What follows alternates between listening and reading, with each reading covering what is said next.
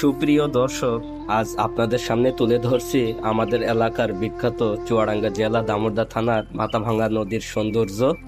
দেখুন কত শান্তভাবে বয়ে চলেছে এই নদী। দুই তীর জুড়ে সবুজ গাছপালা আর শস্য ক্ষেত। আকাশে ভেসে থাকা সাদা কালো মেঘ নদীর পানিতে পড়ে তৈরি করেছে এক অপরূপ দৃশ্য। মাঝে মাঝে ছোট নৌকা চলে যাওয়া যেন প্রকৃতির বুক জুড়ে আঁকা এক শান্ত ছবির মতো। তো সবাইকে স্বাগতম আমার চ্যানেলে। আজকে আপনাদেরকে দেখাবো গ্রামের অসাধারণ কিছু প্রাকৃতিক দৃশ্যের চিত্র। উপরে আকাশ, নিচে খোলা মাঠ, চারিদিকে ইট সাজানো আর জমে থাকা পানির ছবি। মেঘলা আকাশের নিচে সবুজ ঘাসে ঢাকা এই মাঠটা গ্রামের সহজ সরল জীবনের বাস্তবতা তুলে ধরে।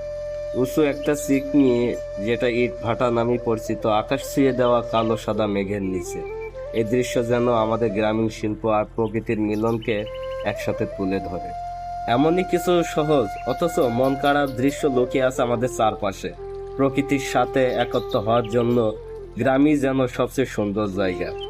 ভিডিওটি ভালো লাগলে লাইক দিতে ভুলবেন না, আর চ্যানেলে নতুন হয়ে থাকলে অবশ্যই সাবস্ক্রাইব করবেন। ধন্যবাদ।